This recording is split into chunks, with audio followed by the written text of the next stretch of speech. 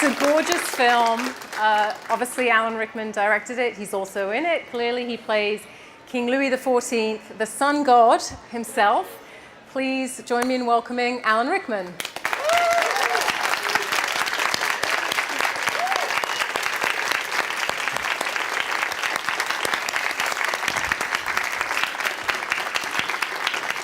Hello. Good evening. Hi. So, thank you for joining us tonight. Stupendous, beautiful. I know who shot this film, and it really looks amazing. Ellen Kuras, yeah. Great. Very rare. Well, not rare that she's American, rare that it's a woman cinematographer, one of the few and one of the greatest. Right. We were talking earlier about how hard it is to sort of reduce this film to a simple, throwaway line. Oh, it's about this, it's about that. It's a love story, it's a feminist story. It's about landscape gardening, which is hysterical in a way. Well, that's a very serious film. Why were you drawn to the subject matter? Well, I mean, when you list it like that, you think you'd have to be an idiot. You're actually going to try and make a movie about this. Okay, so at its heart, it is a love story.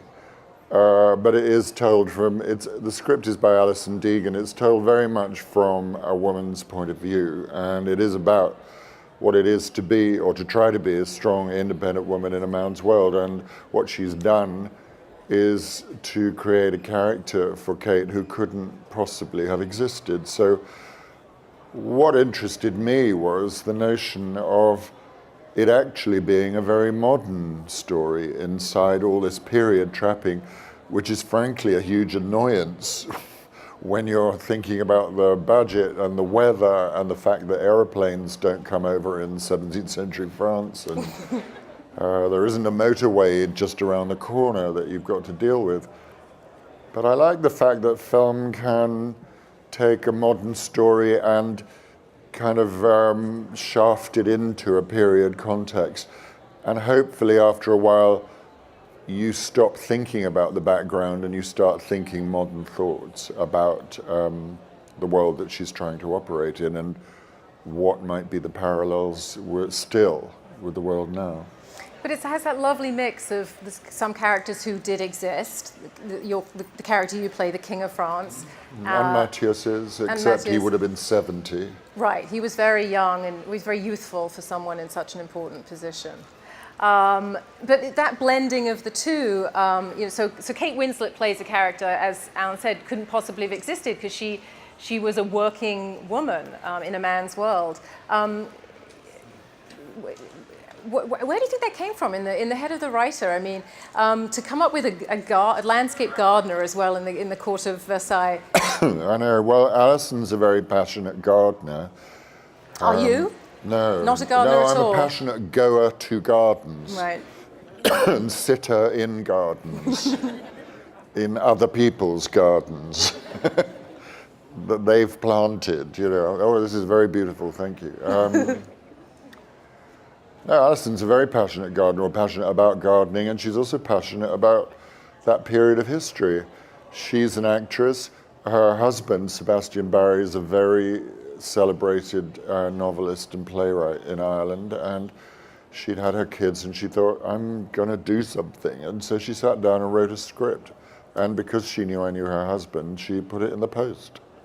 Really? It's as simple as that, really, in one sense. And then you pick this script up, which is 180 pages originally.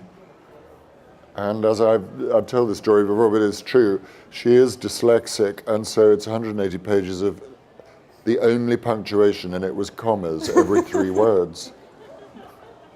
So it was tough to read, but at the same time, a real test of the fact that you kept turning the pages and thought, this writing is really fresh and original, and not just because of a kind of Irish lift to the narrative or to the dialogue that is there, just because of her take on the story. It's I hadn't really read anything quite like it. The dialogue is quite beautiful. you play the King of France. Let's look at a scene where you're getting dressed up, because I think this is a scene where we're going to hear the language. Okay. Can we run that clip? No? Wonderful. I love the way you directed this scene. I love the close-up on the clothes going on, the man becoming the king. It reminds me of the scene in Life of Galileo, the Brecht scene. All right, yeah. Tell me what went into your ideas of shooting that scene. Alison wrote a scene where Louis was making that speech to a ballroom of 300 courtiers. Those of us in charge of the budget said, we can't afford that. So I said, why don't you go away and rewrite it as Louis practicing it in front of his children? Because then we only have children. 5 of them on the floor. And actually it's an example of how limitations sometimes free your imagination, and it actually turns out to be a much better way of doing it, because of course that's something else that could never have happened. Louis' dressing and levées took 2 hours with hundreds of people waiting outside to be then received. But the slow putting on of every item of clothing and the wigs and the shoes and everything, and it was a huge event. Does it help your performance as all those clothes go on to become the king, or not so much? Costumes help your performance, whatever it is, because it's part of the character you're playing, whether it's an old sheet or or that kind of stuff. And there are rules to how you walk and how you talk as soon as you put that on. These are people who had dancing lessons and walking lessons from the time they were 5. So the clothes are there. They're there to design, especially in Louis' case, to show off every part of your body to its best advantage. Those wigs were only invented by Louis because he started to go bald and he didn't like that. So he went to the opposite of bald, which is like the hugest thing you could put on your head. Thank God we didn't go for period accuracy, because it would have weighed 5 kilos. Really? And God knows what would have been living inside it as well. Yeah. Well, thank God men these days aren't so vain. When you wear all that stuff, do you think, oh, I'm so happy I was born in the 20th century? Well, when you're trying to go to the bathroom, yeah. Definitely. Let's talk about Kate Winslet. You've worked with her before on Sense and Sensibility. Stupid question, because obviously she's one of the best young actresses around, but why did you want her to play Sabine de Barra? Well, it's not a stupid question, but it's an obvious answer. She is an amazing actress. Why is she an amazing actress? Because she works so hard, because the work ethic is so great, because she hangs on to a sense of humor, because she is a Democrat on the set, and utterly caring and sharing and listening to her fellow actors. And she's never lost certain things that I met when we worked together the first time when she was 19. And also, the miracle of her work is she opens her mouth and you believe it. And if you're creating a character that couldn't have existed, a huge part of her job is to make us believe that she did. And she does. She's wonderful. Louis XIV was, he had this idea to build Versailles, the biggest chateau ever built, the gardens, the restaurant. You have a wonderful shot at the end of the movie that pans up and we see the whole expanse of Versailles and the gardens. He's a little cracked, it seems, to take on this venture, and I thought, well, is filmmaking a bit like, can you compare filmmaking to what he was doing, sort of running all these different departments and making sure everything comes together for a window to perfection? Yeah, I don't think he had 3 producers breathing in his ear about, we have 3 days here, you cannot go over.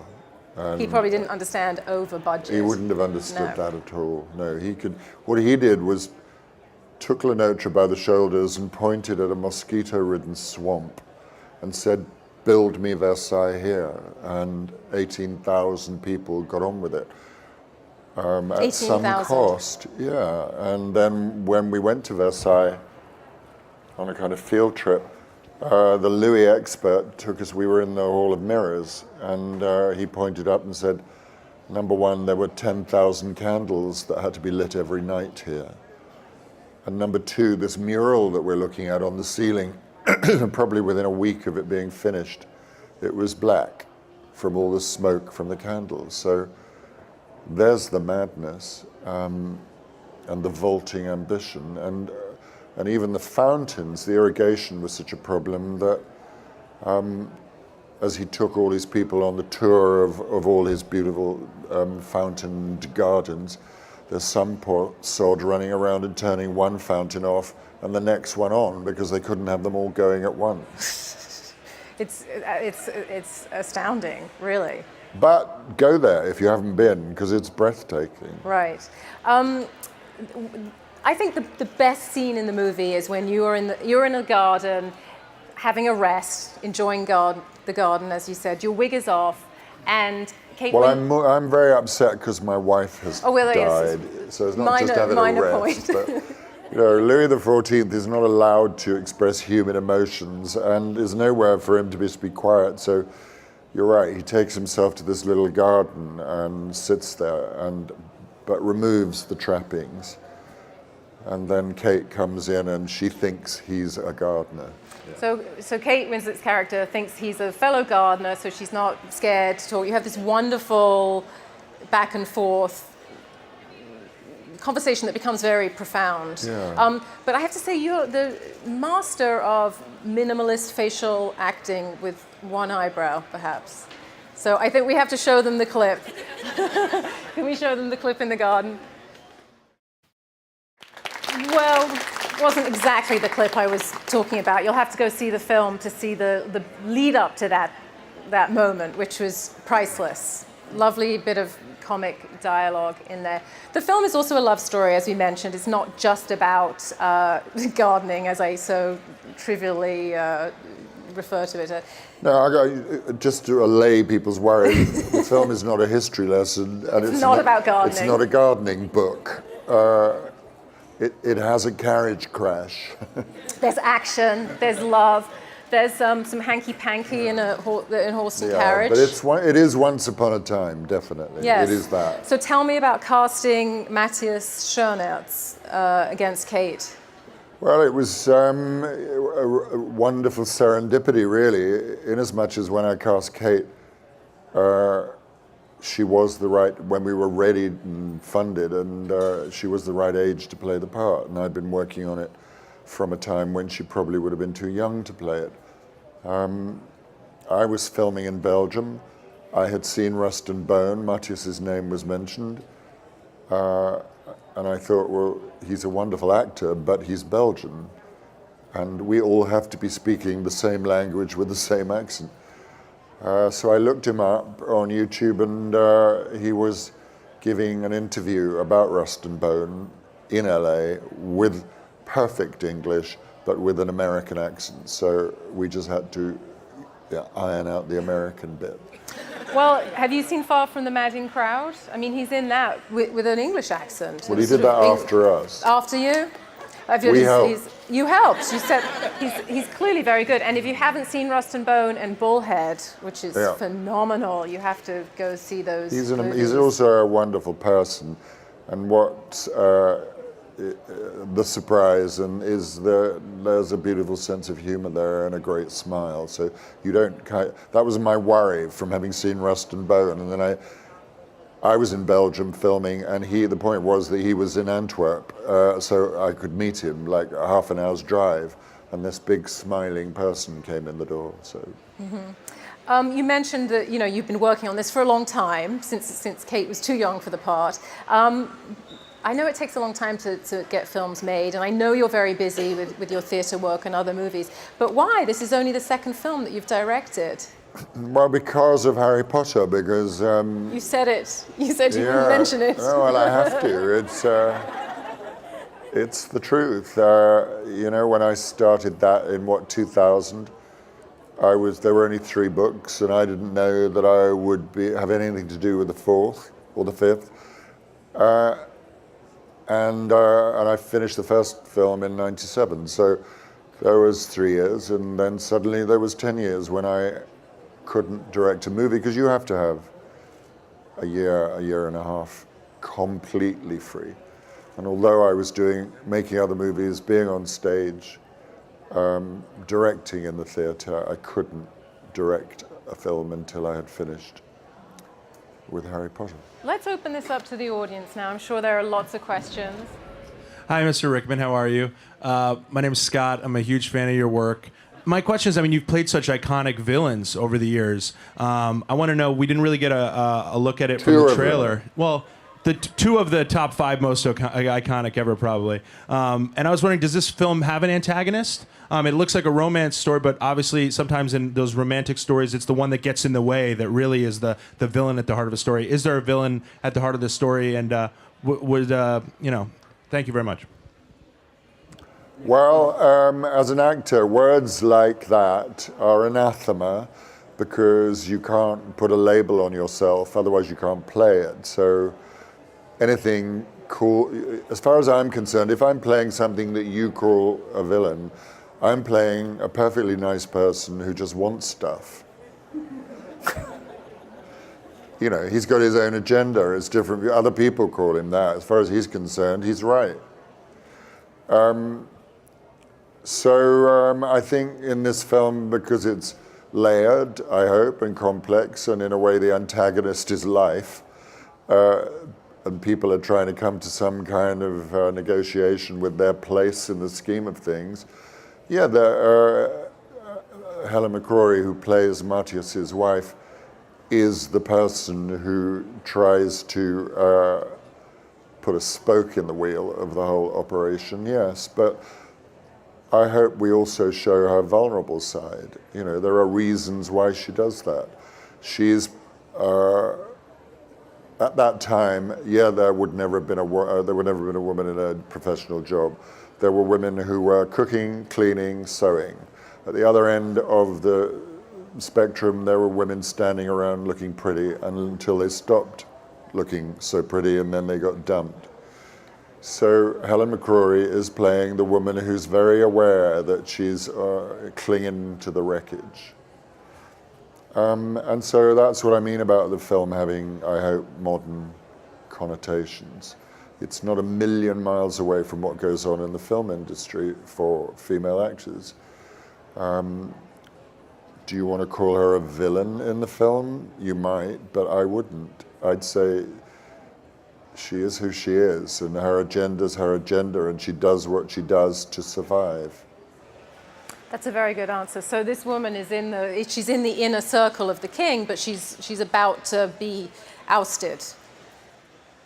Just like well, she's in danger of it because she knows there's another woman who's taking his affections. Her place in court is assured because she's married to Andre Lenotre, but she knows that Kate Winslet has arrived on the scene.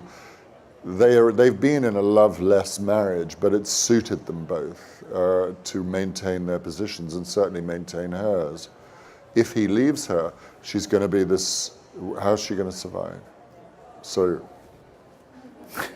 she gets busy. She's pretty villainous. Right down here.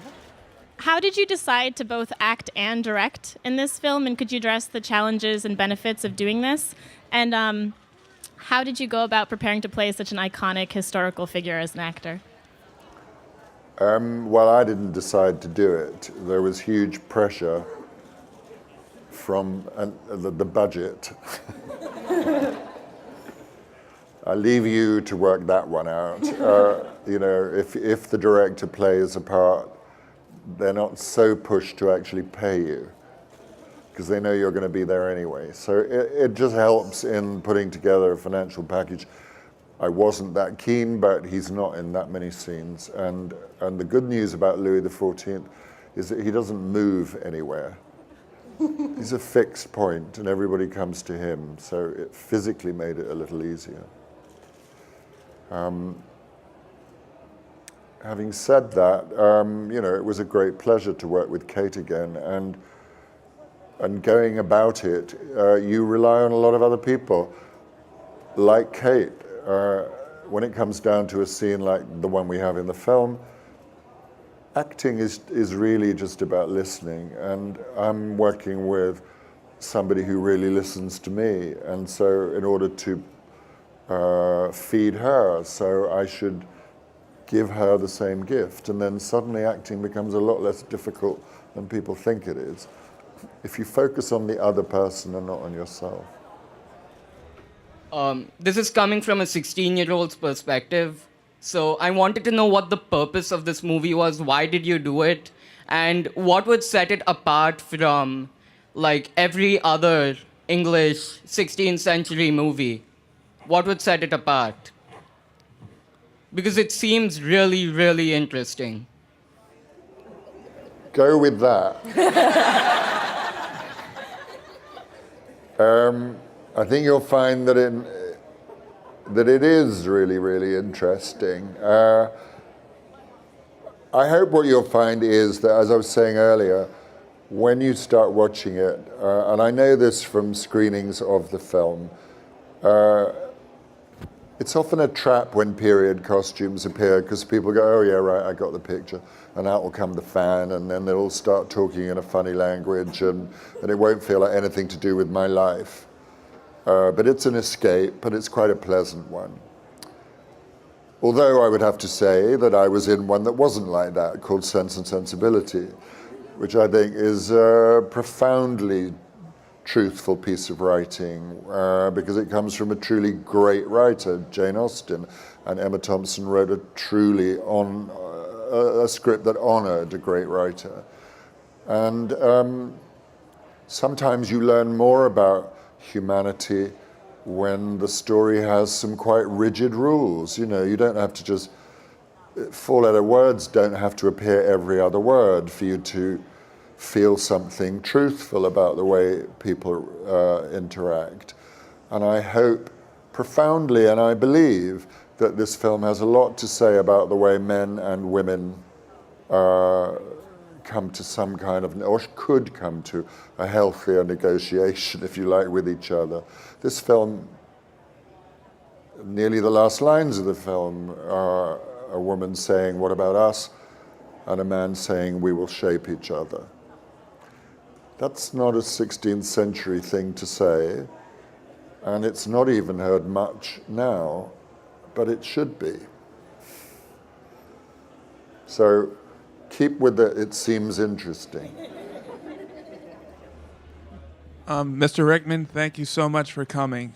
The question I've had in mind is, what were some of the most challenging parts about making the film, and how did you overcome them? Well, as it turns out, you know, you can't always know at the time, but for reasons of the budget, we shot the whole film in England, not in France. So you discover that the benefit is that England has a history of stealing other people's cultures. So not only can you go to the British Museum and see the Elgin marbles, but in some of the buildings that you'll see in the film, there are genuine 17th century French interiors that have been picked up and put down in them, and so we film in them. However, England is also challenged by weather, and also the fact that it's quite a thin country. So, as I was saying, one change of the wind and suddenly you're on a flight path.